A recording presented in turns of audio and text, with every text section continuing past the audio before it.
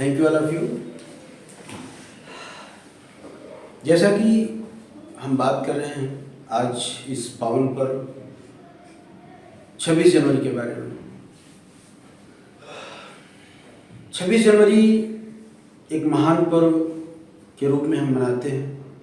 हमारा देश आज के दिन एक कानूनी ढांचे में पिरोया गया था। देश आज़ाद हुआ 1947 में, लेकिन आज़ादी हमें अधिकार देती है, स्वतंत्र करती है, लेकिन सिस्टम हमें तरीका देता है। इस देश को चलाने के लिए, इस देश को एक सिस्टम में बांधने के लिए एक कानून की जरूरत थी। आज़ाद तो हम हो गए, उन महान पुरुष, उन महान लीडर जिन्होंने इस देश के लिए बलिदान दिया, उनकी बलिदान ने, लड़ाई ने हमें आज़ादी दिया। तो ऐसे महान पुरुष को हम सब नमन करते हैं। इसलिए आज इस पर्व को महान पर्व के रूप में मनाते हैं। लेकिन 26 जनवरी 1950 गणतंत्र दिवस के रूप में मनाया जाता है, क्योंकि इसी दिन हमारे महापुरुष, जिनके बारे में जितनी भी बातें कही जाए कम होगी, माननीय श्री B.R. अम्बेडकर जी के द्वारा 1950 में संविधान लागू किया गया। मेरे फ्रेंड, संविधान क्या है? जैसे एक छोटा सा परिवार है, उस परिवार को चलाने के लिए, उस परिवार को मैनेज करने के लिए सिस्टम की जरूरत होती है। इस देश में इतना विशाल का है देश हमारा, उसको चलाने के लिए एक सिस्टम की जरूरत। उस सिस्टम को चलाने के लिए, उस सिस्टम को मैनेज करने के लिए क्या चाहिए? उस सिस्टम को चलाने के लिए, उस सिस्टम को मैनेज करने के लिए कानून की जरूरत है। और उस कानून को बनाने वाला कौन होगा, कैसे बनाया जाएगा, ये एक बहुत बड़ी चर्चा का विषय था। माय डियर फ्रेंड्स, आज़ादी के बाद ये देखा गया कि भारत देश में ऐसा कौन व्यक्ति है जो संविधान को बना सकता है। बहुत रिसर्च करने के बाद हमारे देश में मात्र एक ऐसी व्यक्ति थे उस समय, B.R. अम्बेडकर जी, जो बैरिस्टर थे और सबसे ज़्यादा उस समय एजुकेटेड, हाईली एजुकेटेड अगर कोई पर्सन थे, वो थे B.R. Ambedkar ji. My dear friends, वो एक ऐसे पर्सन थे कि जो एक जमीन से, लोगों से जुड़े हुए थे, जिन्होंने हर एक चीज को बहुत बारीकियों से देखा था। और सबसे बड़ी उस समय की विडंबना ये थी कि हमारा देश कई चीजों में बटा हुआ था। हमारा देश कई मतों में बटा हुआ था। हमारे देश में धर्म, जाति पाति, ऊंच नीच, कई तरह से एक भयंकर, कहा जाए, बीमारी का उस समय, कुंठित बीमारी कह सकते हैं, इतनी खतरनाक सिचुएशन से गुजर रहा था। माय डियर फ्रेंड्स, सोचिए, ऐसे सिचुएशन में,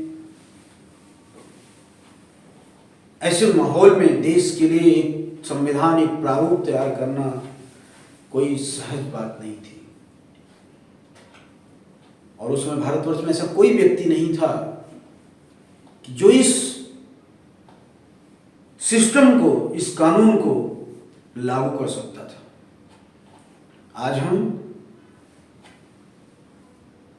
सब ऋणी हैं उस महान व्यक्ति के, आज का जो ये दिन है ना, ये पूरा श्रेय अगर किसी को जाता है वो बी आर अम्बेडकर जी को जाता है। सोचिए हमारे देश में न जाने कितने बड़े बड़े ग्रंथ, वेद, पुराण सब कुछ थे, एक से ऋषि मुनि थे, एक से एक ज्ञाता थे, लेकिन उस संविधान को बनाने में क्या किसी को बुलाया गया? क्या किसी का योगदान रहा? सोचिए, समझने वाली बात है कि धार्मिक चीजों से, वेद ग्रंथों से संविधान का निर्माण नहीं हो सकता है। देश को चलाने के लिए क्या चाहिए? पारदर्शिता चाहिए। देश को चलाने के लिए, इस समाज को सुसंगठित चलाने के लिए क्या चाहिए? एक ह्यूमन रिस्पेक्टफुली कानून चाहिए, जहां पे किसी को छोटा बड़ा असहज सहज महसूस ना हो, हर एक इंसान का अधिकार हो, सामाजिक न्याय व्यवस्था हो, ऐसा कानून चाहिए। कौन बनाएगा? कौन बनाता? तो महान व्यक्ति ऐसे थे बी आर अम्बेडकर जी। जैसा मैंने कहा कि कहा जाता है कि उनके पास कई लैंग्वेज का नॉलेज था, शायद 30+। वो पहले ऐसे इंसान थे और पेशे से बैरिस्टर रहे। माय डियर फ्रेंड्स, वो एक इंसान नहीं कहा जा सकता, वो महापुरुष थे। इतना ज्ञान, इतना ओज, इतना तेज। जब उनको ये कार्यभार सौंपा गया तो उन्होंने एनालिसिस किया कि मैं इस चीज को, चूंकि सिर्फ एक चीज नहीं देखना था उसमें, छोटा बड़ा, ऊंच नीच, धर्म, समाज, संगठन, परिवार, लोकहित, सब कुछ ध्यान में, न्याय प्रणाली, शिक्षा, सब कुछ को देखते हुए ये कानून बनाना था। इसको बहुत बारीकी से समझना है, क्योंकि हम सब आज जिस भी अवस्था में हैं, शायद हम पीछे के इतिहास को नहीं जानते, भूल जा रहे हैं। आज के खास करके युवा वर्ग बिल्कुल इस चीज से अनभिज्ञ हैं। हमारे देश के इतिहास के बारे में जानना बहुत जरूरी है। उन्होंने देखा, आप भी कहीं ना कहीं इतिहास में पढ़ते हैं कि एक समय था जब हमारा देश सोने की चिड़िया था। हम बात करते हैं कि सोने की चिड़िया, सोने की चिड़िया का मतलब क्या है? हमारा देश सोने का चिड़िया, यानी कि हमारे देश में बहुतायत मात्रा में सोना था। जब एक समय था कि सोचिए, हमारे यहाँ मैक्सिमम राजा महाराजा, जो बड़े वर्ग के लोग थे, सोने के थाली में खाना खाते थे। कितना सोना था हमारे यहाँ। सोने का चिड़िया का एक मतलब और भी होता है, क्योंकि सोना एक ऐसी धातु है कि जो लोगों को सुसज्जित करती है। उसको एक महान धातु का नाम दिया गया है, इसलिए सोना वर्णित किया जाता है। सोने की चिड़िया का मतलब यह था कि उस समय की जो व्यवस्था थी, ना ऊंच नीच था, ना भेदभाव था, ना छोटापन था, ना जातिवादता थी। हर कोई, हर व्यक्ति सक्षम था, पारिवारिक रूप से, आर्थिक रूप से, सामाजिक रूप से। हर किसी को पढ़ने का अधिकार था। माय डियर फ्रेंड्स, उस समय का उन्होंने स्टडी किया कि मेरा भारतवर्ष ऐसा था। किसके समय में था? इसलिए उन्होंने बाहर गए और बाहर जाकर के उन्होंने स्टडी किया। क्योंकि हमारे देश से बहुत सारी चीज, इतिहास को खत्म कर दिया गया था आक्रमणकारियों के द्वारा। हमारे देश का इतिहास बाहर छिपा था। जो आज हार्वर्ड विश्वविद्यालय, बड़े बड़े जो टॉप उस समय यूनिवर्सिटीज थी, हमारे देश का इतिहास वहां पढ़ाया जा रहा था। हमारे देश का इतिहास उनके पन्नों में था। वहां से उन्होंने सर्च किया, वहां से उन्होंने चीज को निकाला। तो पहला चीज उनको दिखा कि हमारा देश एक समय था जो अखंड भारत, और सोने की चिड़िया था। वो राज्य किसका था, वो समय किसका था? तो उस समय का विशालकाय भारत जो आज कई छोटे छोटे टुकड़ों में विभाजित हो चुका है। सोचिए, भारत इस पूरे धरती का 60 से 70% कब्जा, यानी राज्य, एकाकरण, एकाधिकार हमारे देश का था। वो किसका शासनकाल था? तब जब उन्होंने सर्च किया, उन्होंने निकाला कि जिसको आज हम विश्व विजेता कहते हैं, जो विश्व को विजय करने निकला था, जिसको हम सिकंदर के नाम से जानते हैं, वो भारत की धरती पे परास्त हुआ। किसने परास्त किया? किसने उसको यहां से हराया? किसने उसको भगाया? तो सारे इतिहास को जब उन्होंने निचोड़ा, देखा, स्टडी किया, तो उन्होंने देखा कि विश्व विजेता 24 साल की उम्र में अखंड भारत का निर्माण किया था। वो पहला शासक, वो पहला सम्राट चंद्रगुप्त मौर्य थे, जिन्होंने सेल्यूकस की बेटी से शादी किया था। सेल्यूकस महान सेनापति था सिकंदर का। तो ये सारे इतिहास को जब उन्होंने पढ़ा और देखा कि उनके समय की जो कार्य प्रणाली थी, जो सिस्टम था, कितना अतुलनीय था, जहां पे कोई जाति विभाग नहीं था। जो जिसके पास नॉलेज था, जिसके पास जो क्षमता थी, उसे करने का अधिकार प्राप्त था। सोचिए, इतनी अच्छी व्यवस्थाएं थी। और उस समय सोचिए, आज हम कितने हजारों वर्षों पहले की बात कर रहे हैं। उस समय उन्होंने अपने शासनकाल में यूनिवर्सिटीज बनाई थी। सोचिए, एक समय था कि जब पूरे विश्व के लोग भारत में पढ़ने आया करते थे। आज हम उस देश, उस भारतवासी, उस जमीन, उस धरती के हम एक मिट्टी के कण हैं, जिसे हमें गर्व होना चाहिए। माय डियर फ्रेंड्स, उन्होंने बहुत स्टडी किया, उन्होंने देखा कि हमारे भारत में ही तो छिपा हुआ है सब कुछ।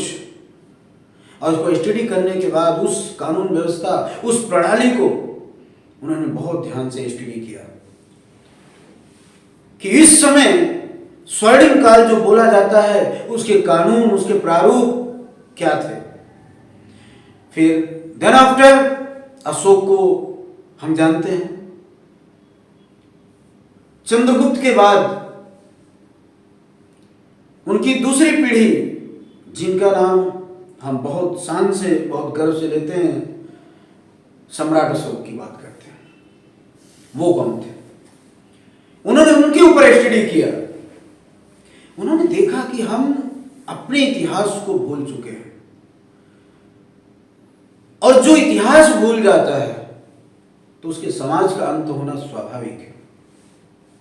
उन्होंने जब उनके बारे में स्टडी किया, दुनिया का महान सम्राट, जिसको विश्व विजेता कहते हैं, सोचिए, वो ऐसे पर्सन थे कि उन्होंने कानून, पहला कानून बनाया था कि इस देश में ऊंच नीच, छोट, जाति भेदभाव अगर कोई करता है, उसे सलाखों के अंदर डाल दो। हम मानव हैं, हम सभी मां के गर्भ से पैदा हुए हैं, ये हमारी प्रजा, हमारी संतान है, हम सब एक हैं। वो पहले ऐसे राजा थे, उन्होंने कहा कि हम सब एक हैं, हम सब ईश्वर की संतान है, हम सब एक है, मनुष्य एक है। ये मेरा सबसे बड़ा धर्म है। और जीवन में इस धरती पे दो ही जातियां हैं, एक है जिसे हम स्त्री कहते हैं और दूसरा हम पुरुष कहते हैं, तीसरी कोई जाति नहीं है। उन्होंने पहले कॉन्सेप्ट को देखा और उसको नजर मिलाते हुए उन्होंने कॉन्स्टिट्यूशन में पहला चीज डाला कि मानव अधिकार एक होगा। दूसरी चीज को उन्होंने देखा, उस सम्राट ने उस समय यातायात व्यवस्था को इतना बेहतर बनाया था कि हर एक गली को, हर एक शहर को उन्होंने पक्के रास्ते से, उस समय पक्के रास्ते से जोड़ा था। और सारे रास्तों के बगल में, आज भी आपको याद होगा, आज तो जंगल सारे कट चुके हैं, लेकिन आज के 10 साल 15 साल पहले जब आप छोटे थे, आप ध्यान रखिएगा वो चीजें आपको अभी भी दिखती थी। उन्होंने उस समय अपने कानून व्यवस्था में पहली चीज बनाई थी कि जितने भी मेरे रास्ते हैं सारे रास्तों के बगल में फलदार वृक्ष होने चाहिए और हर एक कोस पे यानी 3 किलोमीटर पे जलाशय होना चाहिए, सराय होना चाहिए। सराय मतलब समझते हैं, जिसको हम आज गेस्ट हाउस कहते हैं। हर एक 3 किलोमीटर पे एक गेस्ट हाउस था कि अगर मेरा यात्री उस रास्ते से जा रहा है, थक जाए तो फलदार वृक्ष से फल खाएगा और वहां पे निवास करेगा और पानी पिएगा। रास्ते को सुलभ बना दिया था। इसके बाद हर एक 5 किलोमीटर पे उन्होंने चिकित्सालय खुलवाया था। सोचिए महान सम्राट, मैं आज हजारों वर्ष पहले की बात कर रहा हूं। जो आज आप सोचते हो ना कि कॉन्स्टिट्यूशन बना कैसे, कहां से लिया गया, तो सोचिए हमारा देश इतना समृद्धशाली था, अखंड भारत था कि पूरे विश्व में 70% हमारा राज था। ऐसा कौन था जिनकी तलवार से पूरी दुनिया थर्राती थी? पता है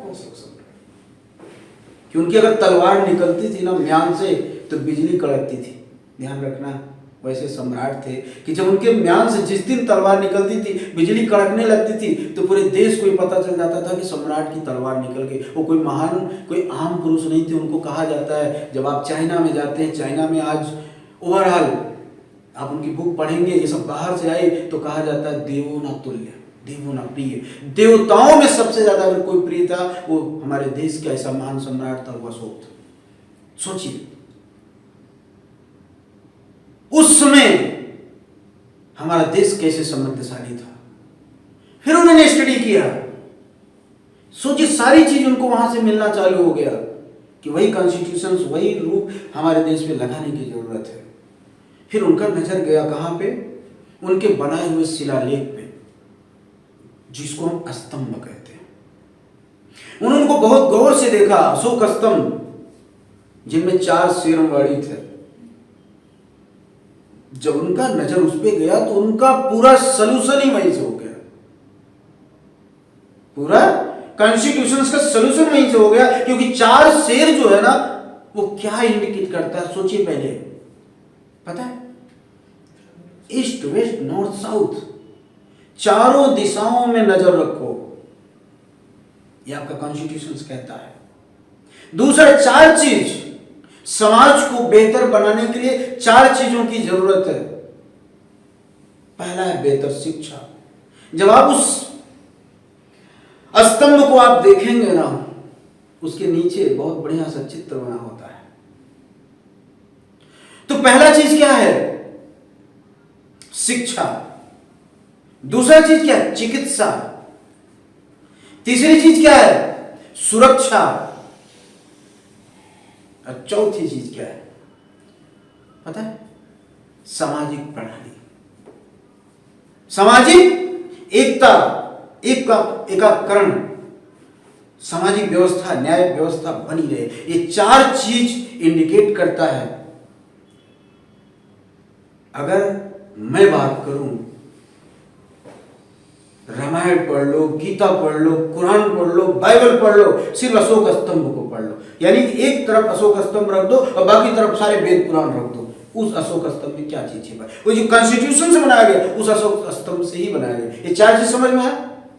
पहला 4 चीज क्या इंडिकेट किया कि अगर आपको देश को चलाना है तो चारों तरफ आपको नजर रखना पड़ेगा, ईस्ट वेस्ट नॉर्थ साउथ। अगर एक तरफ कमजोर हुई तो आप खत्म हो जाएंगे। दूसरा इंडिकेट किया शिक्षा, चिकित्सा, सुरक्षा, सामाजिक प्रणाली। इसके बाद क्या इंडिकेट कर रहा है? किसान। उसमें देखिएगा हल और बैल भी है, कभी ध्यान से रखिएगा। बहुत कुछ छिपा हुआ उसमें, छोटी छोटी चीजें उसमें हैं। उनको पूरा पिक्चर क्लियर हो गया, हमें कहीं और जाने की जरूरत नहीं है, इसी अशोक स्तंभ से ही हमें सब कुछ मिल सकता है। फिर उन्होंने आगे उस पर शोध किया। सोचो काफी समय लगा था बनाने में उसको। पता है कितना दिन लगा था? 2 साल 11 महीना उन्होंने तब किया, रिसर्च किया। फिर उन्होंने देखा कि हमारा स्तंभ क्या कहता है। जब उन्होंने बहुत ध्यान से और गौर किया तो उन्होंने देखा कि हमारा स्तंभ एक चीज और इंडिकेट करता है। हमारा स्तंभ ये इंडिकेट करता है कि आप ध्यान दो कि स्तंभ जो अशोक जो 4 सिंह हैं उसके बीच में क्या है, एक पोल है और फिर उसके नीचे एक राउंड पिलर है और पिलर के ऊपर सारी चीजें छपी हुई है। तो बीच का जो प्लेस और नीचे का जो राउंड पिलर है और ऊपर स्तंभ है, ये इंडिकेट करता है कि सबसे पहले क्या होना चाहिए, सुरक्षा। क्या होनी चाहिए, उसके नीचे पूरा देश है, पिलर है, चाहे वो किसान हो, एक आम इंसान हो, व्हाटएवर कोई भी हो, उसके बीच सबसे पहले क्या है, सुरक्षा, नियम, कायदा, कानून। उनको एकदम क्लियर होता चला गया पिक्चर, कहीं ढूंढने की जरूरत नहीं है। माय डियर फ्रेंड, सोचो, सम्राट अशोक की मैं बात करूं, कैसे महान व्यक्ति थे जिनको देवों से बड़ा कहा गया है। उन्होंने देखा कि वो ऐसे व्यक्ति थे, अपने जमाने में 6 यूनिवर्सिटीज बनवाई थी, यानी शिक्षा पे उनका पूरा फोकस था कि हमारा देश शिक्षित होगा तो आडंबर से, झूठे चीजों से, पाखंड से, तमाम चीजों से दूर होगा, छुआछूत, ऊंच नीचे जो भेदभाव है ना, सब खत्म हो जाएगा। अब पता है, सम्राट अशोक की अगर मैं बात करूं, उनका एक ही चीज था कि जो समाज में कुरीतियां फैला रहा, पाखंड फैला रहा, इनको उठा के जेल में डाल दो। सब डरते थे गलत काम करने से। सोचो कैसे राजा थे वो, और सोचो कि वो कैसे राजा थे, कहां बैठते थे, पाटलिपुत्रा, वहां से पूरा विश्व संचालित करते थे। वो केंद्र हुआ करता था भारत का, जिसे हमारे पटना कहते हैं, मगध, वहां से पूरा देश संचालित होता था। आप आज चले जाए सारनाथ, उड़ीसा में आप चले जाइए, आप बिहार में चले जाइए, आप साउथ में चले जाइए, उस समय 75,000 शिलालेख का निर्माण उन्होंने करवाया था और सारी चीजों पे नियम, कायदा, कानून सुंदर अक्षरों में लिखवाया गया था। कितनी चीजों को मैं बताऊं, पूरा आपका संविधान वहां से कॉपी किया गया, उठाया गया, उनके प्रारूप से उठाया गया कि क्या चीज की नीड्स थी। फिर उन्होंने देखा सबसे अहम चीज कि देश को जोड़ा कैसे गया था।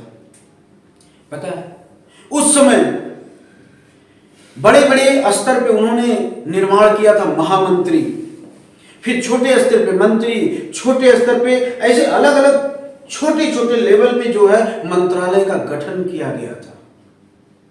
जो आज हम सांसद, विधायक, पार्षद, नगर पंचायत प्रधान कहते, कहां से लिया गया, उनके स्टेटमेंट से लिया गया।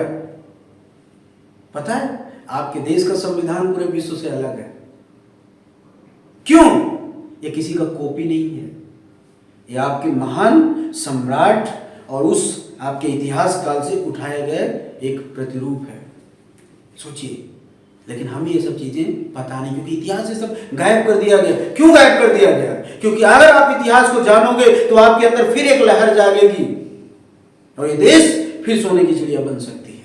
इसलिए यहां से पता है, जब अंग्रेज आए, मुगल शासक आए, इस देश में बहुत आक्रमणकारी आए, अफगानी आए, गजनवी आए, कितने कितने लोग ने इस देश को लूटा है। और जो आया यहां की संस्कृति को ही खत्म करके गया। माय डियर फ्रेंड्स, ये इतिहास को आप पढ़ोगे तो आपके रगों में ना खून दौड़ेगा। सोचिए, जितने भी आक्रमणकारी आते थे भारत में ही क्यों आते थे? सोचो, ऐसे ऐसे आक्रमणकारी आए हमारे देश में कि वहां से जानवरों के साथ, ऊंटों के साथ, बैलों के साथ आते थे और यहां से सोना चांदी भर भर करके लेके जाते थे। इतना सोचो कितने साल लग गए इसको कंगाल बनाने में, इस देश को लूटने में इतने साल लग गए। सोचो कितना समृद्धशाली रहा होगा हमारा देश। पूरा विश्व यहाँ पढ़ने आता था। जो विश्व गुरु की हम बात करते हैं ना, भारत विश्व गुरु उनके समय में था जब विष्णुगुप्त, नाम सुना आपने? Who is the Vishnugupta? नहीं मालूम है। चाणक्य जिसको हम कहते हैं, वो चंद्रगुप्त के बड़े भाई थे विष्णुगुप्त, जो तक्षशिला से पढ़ाई करी थी, वो भी अर्थशास्त्र इकोनॉमिक्स से। ध्यान रखना, आज उनका ही पूरे विश्व में इकोनॉमिक्स में अगर किसी को बोला जाता है नाम, तो वो चाणक्य कहता है। सोचिए, उनके समय की बात कर रहा हूं। जब हम स्वर्णिम काल की बात करते हैं, विश्व गुरु की बात करते हैं, पूरा देश, हमारा देश से ही पूरा विश्व चलता था। लेकिन यहां से सब कुछ तहस नहस कर दिया तमाम आक्रमणकारियों ने। धर्म में विभाजित कर दिया, लोगों को ऊंच नीच में विभाजित कर दिया, छोटे नीचे में विभाजित कर दिया कि आप ये हो, आप ये हो, आप ये हो, आप इस धर्म के हो, आप ये नहीं कर सकते, आप ये नहीं कर सकते। हमारा देश पूरी तरह से खत्म हो गया। धार्मिक चीजों में, ऊंच नीच में, छोटे भेदभाव में। सोचो, एक समय था कि जब जो हमारे कास्टलिज्म की बात करते हैं, जो छोटे कास्ट के लोग होते उनको पानी पीने का अधिकार नहीं था। वो किसी के घर में खाना नहीं खा सकते थे, किसी के पार्टी में जा नहीं सकते थे। अगर चेहरा दिख जाए तो उनको, अगर कोई शुभ कार्य हो रहा है, अगर जा रहे हैं, वो सामने दिख जाए तो उनको मरवा दिया जाता था। हाँ, ये हमारे देश की हालत हो चुकी थी। आप सोचोगे तो आपका खून खौल जाएगा कि हम कैसे भारत में रहने लगे थे, हमारा भारत कैसा हो गया। सोचो, वो भारत जो स्वर्णिम काल था और ये भारत। तो बाबा साहब ने ये सब देखते हुए, सोचो आज जैसे हम लोग छोटी छोटी बातों में एक्सक्यूज करते हैं, छोटी छोटी बातों में ना बोलते मुझे मौका नहीं मिला, मैं बहुत गरीब खानदान से था, हमें पढ़ने का मौका नहीं मिला, हमारे साथ ऐसा हुआ, हमारे साथ वो हुआ। तो बहुत सारे एक्सक्यूज क्या करते हैं, आपके जीवन के सपने को रोक देते हैं। माय डियर फ्रेंड्स, सोचो, बाबा साहब ऐसे कास्ट से ऐसे जाति से थे कि अगर घर से बाहर निकलते तो लोग पत्थर मारते थे।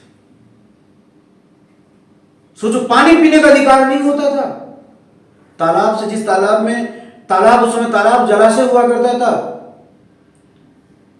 कुएं से पानी तक नहीं ले सकते थे। सोचो क्या गुजरा होगा।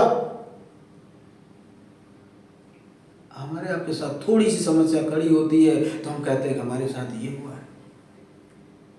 कितनी अभद्र अभद्र भाषाओं को उन्होंने सुना कि तू पढ़ेगा, तू पढ़ेगा। पढ़ने का अधिकार नहीं था, लेकिन उनके अंदर देश समाज में ये ऊंच नीच छुआछूत को बदलने की ना एक जो देखते थे तो उनके अंदर एक दर्द होता था। ये हमारा भारत है, ये कौन सा भारत है जहां इंसान इंसान को नहीं पूजा जाता है, इंसान जानवर से भी बदतर है। गुजरात के एक राजा थे जो अंबेडकर साहब को सपोर्ट किए, उन्होंने पढ़ाई का पूरा खर्चा उठाया और उनको विदेश भेजा। पढ़ करके आने के बावजूद क्या लगता है इतनी आसानी से उनको संविधान बनाने दिया गया? नहीं, कोई नहीं चाहता था अरे छुआछूत, ये अछूत जाति का व्यक्ति ये संविधान बनाएगा। सोचो कैसी मानसिकता थी। लेकिन सवाल है कि जब कोई नहीं है दूर दूर तक, ये तो मजबूरी है। कौन पढ़ा लिखा था? सोचो 30+ लैंग्वेज का नॉलेज, बैरिस्टर, कितनी डिग्रियां उनके सामने, उस तेज के सामने, उस ज्ञान के सामने कोई टिकता? बड़े बड़े ज्ञाता थे इस देश में, एक से एक ज्ञाता थे, वेद पुराण जानने वाले थे।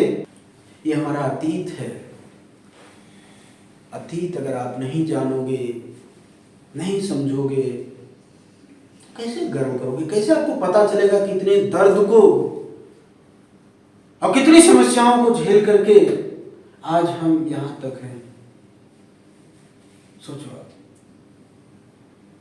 हमारा भारत दो तरीके का था। हमारा देश दो तरीके का था, ये एक देश नहीं था। ये भारत रहते हुए भी दो भारत था। एक वो जो नीचे की गहराई देख करके कसम में था, क्या करूं, कैसे चलूं, कैसे जीऊं, न खाने का अधिकार, न पहनने का अधिकार। आप अच्छे कपड़े पहन करके आप समाज में नहीं निकल सकते थे, आपको मार दिया जाता था। आपको अपनी शादी में शहनाइयां बजाने का अधिकार नहीं था। सोचो आप कैसे देश में थे, कैसे कुंठित समाज में थे आप। आपको अच्छा खाने का अधिकार नहीं था, आपको फंक्शन करने का अधिकार नहीं था। सोचो ऐसी कितनी जटिल समस्याओं में हमारा देश जी रहा था। आज आप जो खुली हवा में सांस ले रहे हो, यहाँ पढ़ने बैठे हो ना, ये आप उनको सौभाग्य, उनको सलूट करो कि उनकी वजह से आप बैठे हो। कितने आक्रमणकारी इस देश पे आए, हमारे देश को, हमारे समाज को अलग अलग वर्णों में विभाजित करके पूरी तरह से सामाजिक न्याय प्रणाली को त्रस्त कर दिया। अगर हम इस पे बात करें तो पूरा दिन खत्म हो जाएगा माय डियर फ्रेंड्स, लेकिन कहते हैं ना कि इतिहास नहीं भूलना चाहिए। आज हम सब ऋणी हैं उनके, उन महान नेताओं के ऋणी हैं, उन महापुरुषों के ऋणी हैं, जिसकी वजह से आज हम आप शिक्षा ले पा रहे हैं, यहाँ बैठे हैं, बात कर पा रहे हैं। माय डियर फ्रेंड्स, ये सबको देखते हुए हमारे अंबेडकर साहब ने कॉन्स्टिट्यूशंस तैयार किया। हमारे देश के उस महान इतिहास को, हमारे देश के इस महान उस समय के अतीत को झांक करके, देख करके उन्होंने कॉन्स्टिट्यूशंस बनाया। कहा जाता है कि ये विश्व का सबसे बेहतर और विश्व का नंबर 1 कॉन्स्टिट्यूशंस बना। पूरे वर्ल्ड में ऐसा कॉन्स्टिट्यूशंस नहीं है माय डियर फ्रेंड्स। समाज को आगे लाने के लिए उन्होंने आरक्षण जैसी व्यवस्था दी। आज तब आप यहां बैठे हो समाज को बराबर करने के लिए, क्योंकि समाज कई स्तर में ऐसे हो चुका था, ऊंचा नीचा छोटा ऐसा बढ़ चुका था। एक समान लाने के लिए उन्होंने आरक्षण जैसी चीजों को लाया। तो बहुत सारी चीजें हैं माय डियर फ्रेंड्स। इसके बाद संविधान बनने के बाद देश को एक चिन्ह की जरूरत थी, राज चिन्ह। सबसे पूछा गया क्या रखा जाए, तो किसी ने कहा गदा रखा जाए, किसी ने कहा कि धनुष तीर रखा जाए, किसी ने कहा कलम रखा जाए, किसी ने कहा हंसिया रखा जाए, किसी ने कहा हल रखा जाए। पता है सम्राट अशोक की उस महान लाट को आपको देश का प्रतीक चिन्ह लिया गया। आज चाहे वो देश का गौरवशाली कोई भी स्थान हो, जो आपको सम्राट अशोक की वो लाट दिखती है 4 सिंहों वाला, आपको हर जगह दिखता है। जहां से वो हटा लिया जाए देश का गौरव खत्म हो जाता है। सोचिए हजारों साल पहले ऐसे सम्राट, जैसा मैंने कहा कि जिसकी तलवार निकलती थी तो बिजली कड़कती थी, उनका एक ही आदेश होता था, किसी राज्य को सिर्फ एक ही कमांड करते थे, या तो मेरी बात मान लो या तो युद्ध के लिए तैयार हो जाओ। और उनका लेटर अगर जाता था तो कोई भी राजा सिवाय समर्पण के कोई बात नहीं करता था। उन्होंने अखंड भारत का निर्माण किया था। आज जब हम अखंड भारत की बात करते हैं तो आपको पता है अखंड भारत कब था? वो अखंड भारत उस समय उनके शासनकाल में था। आज उसी में अखंड भारत की बात करते हैं। माय डियर फ्रेंड्स, इतिहास जानना बहुत जरूरी है।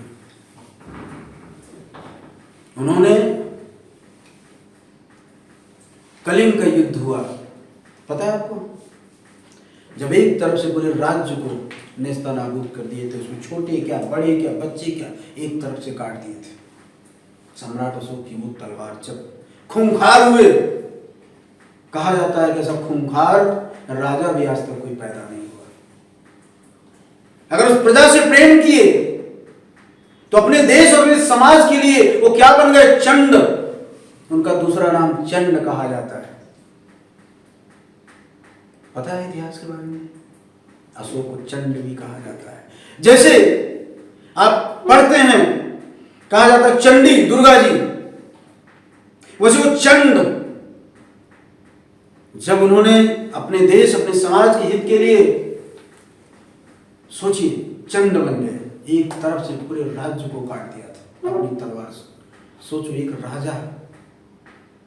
इसके बाद जब उन्होंने देखा बिलखती हुई औरतों को, बच्चों को ऐसे सिर ऐसे पड़े हुए हैं, सब कुछ, तब तो उनका हृदय परिवर्तित हो गया, मैंने क्या कर दिया। उनका जब हृदय परिवर्तन हुआ, ध्यान से समझिएगा, इतिहास आपको पन्नों में बहुत कम मिलेगा, क्योंकि भारत से खत्म हो चुका है। हमारे देश के जितने आक्रमणकारी, जितने देश को बर्बाद करने वाले ना, अच्छी चीजों को पूरी तरह से खत्म कर दिया गया। नालंदा जैसे विश्वविद्यालय, पता है, उसमें आग लगा दी गई थी, और वो कई सालों तक, सोचो कितनी पुस्तक रही होगी, कई सालों तक जला था। और वो जो नालंदा विश्वविद्यालय था, पत्थरों से बना था, पत्थर पिघल गए, तो सोचो कितनी पुस्तकें रही होंगी। वो पूरे विश्व का अध्ययन का केंद्र था। आज भी आप जाओगे, खंडहर आपको मिलेगा, और ऐसे पिघली हुई आपको समाज दिखेगा, वहां की स्थिति दिखेगी। कितना तहस नहस किया गया हमारे देश को। तो बाबा साहब ने देखा कि who is the light of Asia. पता है आपको, हम एशिया में रहते हैं। Who is the light of Asia? तो उन्होंने एक और बड़ा सा चीज मिला कि हमारा देश इतना महान, हमारे यहां खत्म हो चुका है, लेकिन पूरा विश्व आज हमारे देश का ऋणी है। वो कौन था? वो कौन था? जब उन्होंने सर्च किया कि जिसके रास्ते पे चल करके Singapore, Malaysia, Indonesia, Bangkok, Japan, China समृद्धशाली देश बन गए और हमारा देश भिखारी होगा, वो महात्मा बुद्ध थे, जिनको क्या कहा गया? Light of Asia. जब आप इतिहास पढ़ोगे तो इस देश को प्रकाशित करने वाला अगर कोई व्यक्ति था तो वो था बुद्ध। सोचिए, बुद्ध जी ने कहा कि हम कोई भगवान नहीं। वो पहले ऐसे व्यक्ति थे, उन्होंने कहा कि आई एम नॉट गॉड, मैं भगवान नहीं, मैं भी आपके जैसा एक इंसान हूं। इंसान इंसान से प्रेम करता है, क्योंकि उस ईश्वर ने सबको बनाया। सूर्य निकलता है ना, सबको प्रकाशित करता है। वो ये देख के प्रकाशित नहीं करता है कि आप कौन हो, आप कौन हो, आप कौन हो। वो सबको प्रकाश करता है। यानी माँ बाप, जैसे माँ बाप, उनकी 4 संतान, संतान कैसे भी हो, लेकिन प्रेम से सदैव सबके जैसे सेम रहता है। तो कभी ये प्राकृतिक भेदभाव करती है कि आपको प्रकाश देगी, आपको नहीं देगी?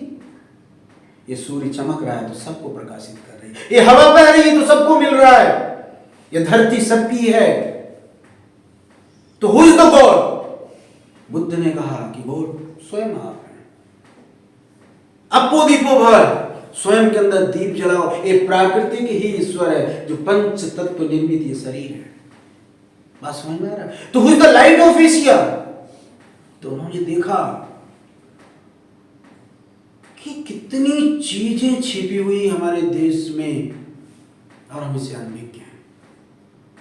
माय फ्रेंड्स, फिर उनका पूरा दिमाग खुल गया कि हमें अब कहीं जाने की जरूरत नहीं है। फिर वो पूरी तरह से एकदम चिंतन में बैठे और हमारे देश के पीछे हुए अतीत में जा करके उसी से सब कुछ नोट करके उन्होंने संविधान की रचना कर डाली।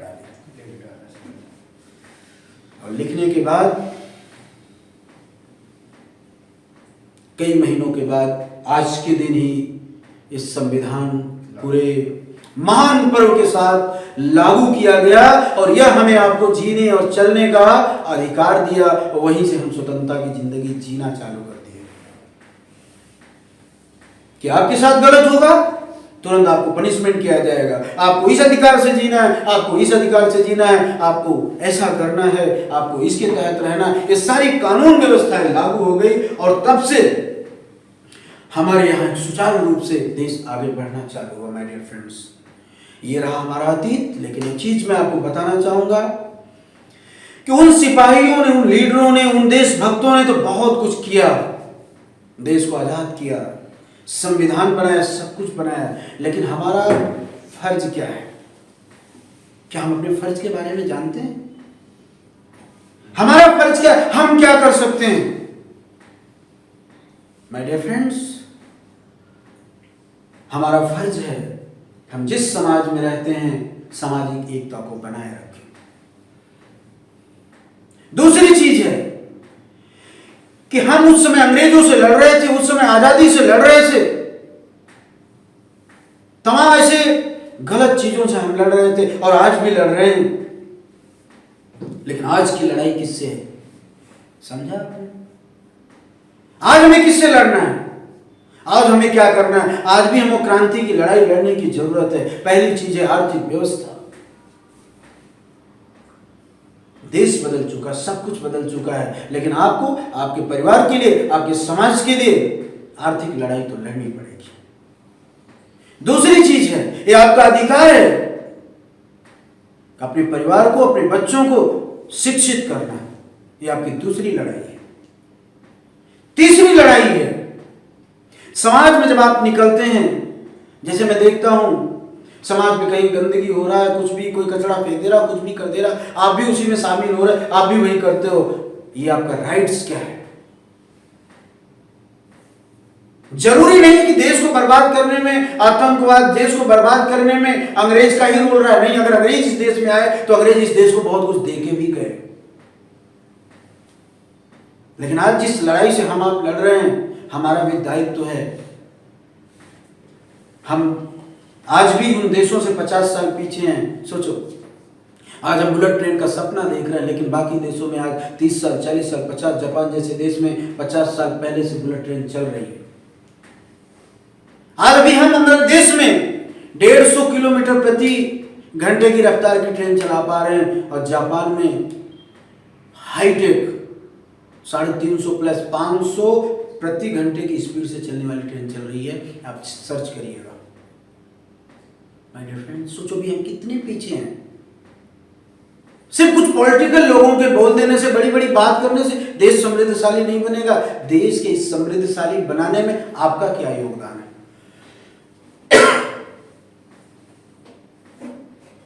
वो भी बहुत जरूरी है। ये देश, लोग आते रहेंगे, पार्टियां आती रहेंगी, अपना काम करते रहेंगे, वो उनका काम है। लेकिन हमारा जो देश के प्रति, देखिए मैं चीज कहना चाहूंगा, इस समाज, ये देश, ये दुनिया ने हमारे लिए क्या किया ये मायने नहीं रखता है।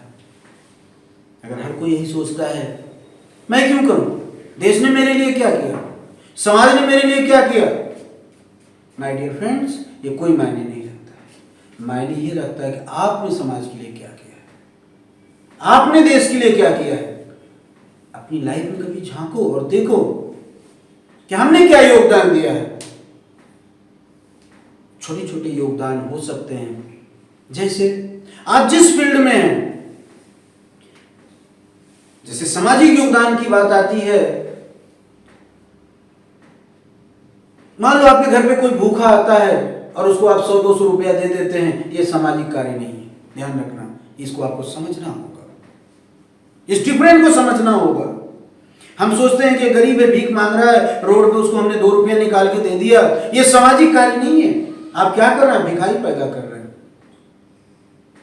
आपको बदलना होगा, आपकी सोच को बदलना होगा। आप ये देखो कि हमने कितने लोगों को शिक्षित बना दिया कि आज वो अपने पैर पे खड़ा होकर के अपने परिवार चलाने लायक बन गए। आप ऐसा काम करो कि आपकी वजह से 2, 4, 10, 20, 50 परिवारों का घर चल पाए। यह है समाज सेवा। जब आप रोड पे निकलते हैं, आप जिस गली में रहते हैं, जब जिस मोहल्ले में रहते हैं, कभी आप सोचो कि आज मुझे अपनी गली की सफाई करनी है, हम सब मिलके करेंगे। अगर हर इंसान ऐसा सोच ले एक इंसान एक सोसाइटी सिर्फ अपनी गली साफ करे और हर इंसान हर सोसाइटी अपनी गली की जिम्मा ले ले, पूरा देश नंबर 1 बन जाएगा? नहीं बनेगा। सिर्फ एक व्यक्ति सोच ले कि मुझे एक व्यक्ति को अपनी जिंदगी की अपनी कमाई से एक पर्सन को, एक बच्चे को शिक्षित करना है, उसे पढ़ाना है, इट इज माय रिस्पॉन्सिबिलिटी। मैं कहता हूं कि आने वाला 10 साल 15 साल आते आते हमारा देश ना शिक्षा की श्रेणी में नंबर 1 बन चुका होगा। कोई बच्चा अनपढ़ नहीं रहेगा। क्या हमें जिम्मेदारी ले सकते हैं? यह है सामाजिक कार्य। आज हम बड़े बड़े भंडारे करते हैं, बड़े बड़े दुनिया भर के कोई प्रोग्राम करते हैं, लाखों खर्चा कर देते हैं, लेकिन इसमें किसी का कोई ये जरूरत है। बड़ी बड़ी पार्टियां होती, बड़ी बड़ी रैलियां होती हैं, लाखों खर्चे हो जाते हैं बेवजह दिखावे के लिए कि हम बहुत महान हैं, हमारी पार्टी बहुत बड़ी है, हम बहुत पैसे वाले हैं, आज हम पार्टी कर रहे हैं, ये समारोह कर रहे हैं, ये मिलन समारोह कर रहे हैं, लाख 2-2 10-10 लाख रुपए खर्चे हो जाते हैं। सोचो कि लोग सोच ले नहीं, हमको जिसकी जितनी कैपेसिटी हो कि हमको 10 बच्चों को एजुकेटेड करना है, शिक्षित बनाना है, देखो आने वाला हमारा देश बदल जाएगा। अगर हमारा समाज बेहतर होगा, हमारा समाज आगे बढ़ेगा, ये देश आगे बढ़ेगा, उसमें सबसे बड़ा अहम रोल शिक्षा का होगा। जब तक आप शिक्षित नहीं बनेंगे तब तक कभी भी इस देश का विकास नहीं होगा। सिर्फ बोलने से आप विश्वगुरु बन जाएंगे, सिर्फ बड़ी बड़ी बात करने से आपका देश समाज सुधर जाएगा? नहीं, आपको करना पड़ेगा।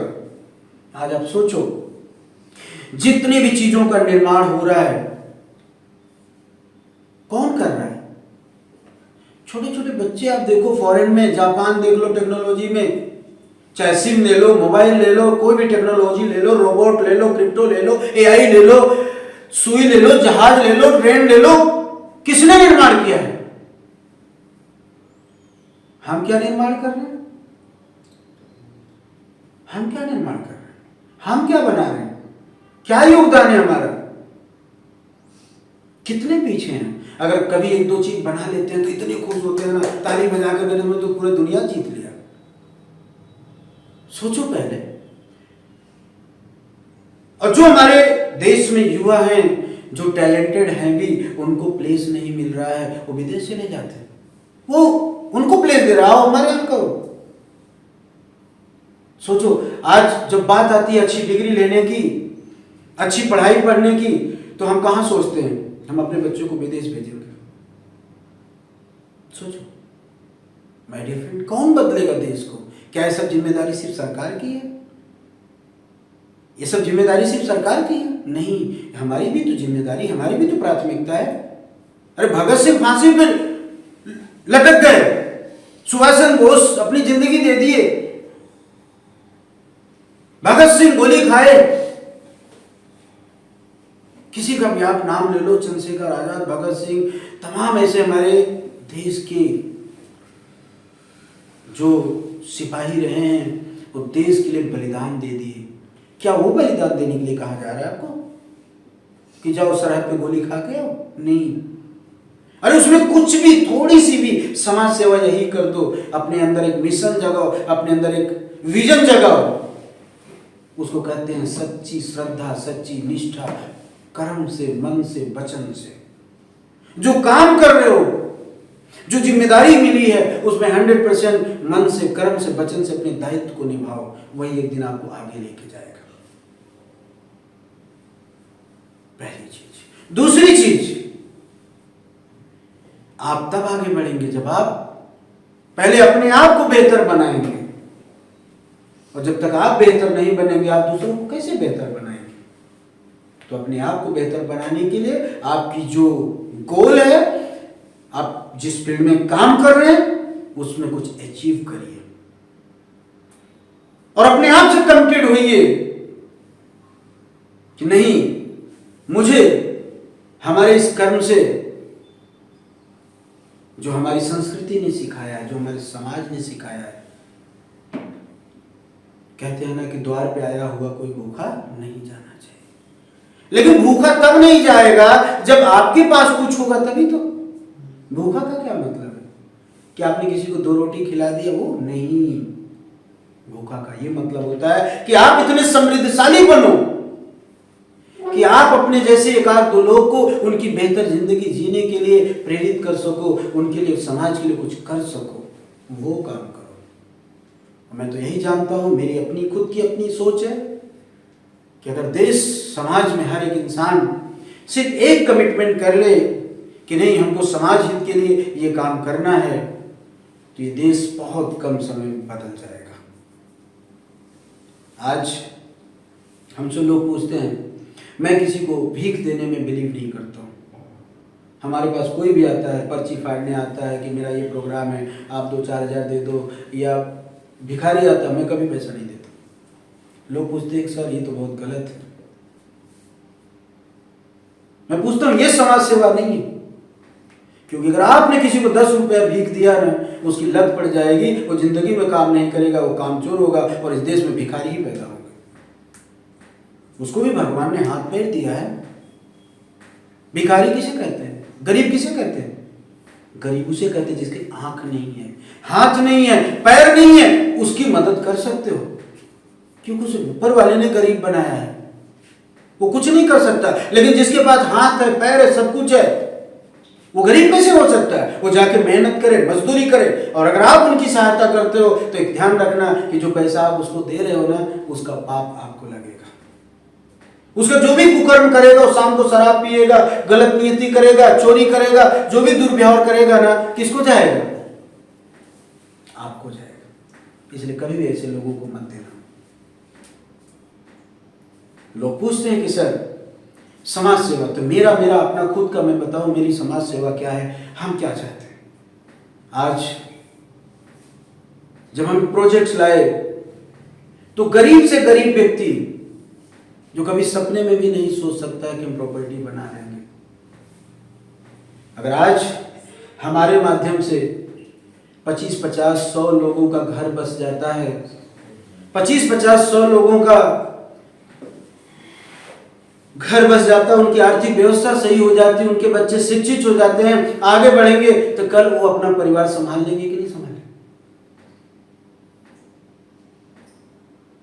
तो समाज को समृद्धशाली बनाना है, देश को समृद्धशाली बनाना है, तो आपको भी उन क्रांतिकारियों की तरह, उन आंदोलनकारियों की तरह, उन देशभक्तों की तरह आपको भी कमिटेड होना पड़ेगा और ये सोचना पड़ेगा कि हमने देश के लिए क्या किया है। क्या देश को चलाने के लिए देश की सारी जिम्मेदारी सेनाओं की है? अरे सेना बॉर्डर पे लड़ रहे हैं, लेकिन आप समाज के अंदर जो बैठी हुई कुरीतियां हैं, समाज के अंदर जो गलत आचरण है, समाज के अंदर जो ऊंच नीच की भावनाएं, इनसे कौन लड़ेगा? इससे आपको लड़ना पड़ेगा। माय डियर फ्रेंड, सिर्फ आपका एक ही अधिकार नहीं है, सुबह उठा, खाया पिया, पढ़ लिया और सो गया, ये तो जानवर की जिंदगी हो गई, ये जानवर की जिंदगी हो गई, ये सेल्फनेस हो गया। समाज के लिए क्या कर रहे हो आप? तो मैं यही कहना चाहूंगा अपने तमाम इस लाइव प्रोग्राम को देखने वाले हमारे तमाम इस देश के युवाओं को, तमाम हमारे इस प्रिय हिंदुस्तान के सभी जो भी हमारी बातों को सुन पा रहे हैं, कि आपका भी दायित्व है इस देश और समाज के लिए कि आप कुछ इस समाज के लिए कुछ करें, और वो करें जो समाज देश हित का हो, मानव हित का हो। यही सच्ची समाज सेवा होगी और यही सच्ची श्रद्धांजलि होगी हमारे उन महापुरुषों की। हम इस देश को लड़ करके जिताए हैं, इस देश को लड़ करके आजाद किए हैं, हमने कॉन्स्टिट्यूशन दिया है। उन्हें गर्व होगा कि नहीं, ये हमारा भारत देश आज जाग चुका है, और यही सच्ची श्रद्धांजलि होगी। तो आज के इस लाइव प्रोग्राम के लिए आप सभी को धन्यवाद। Thank you all of. जय हिंद, जय भारत।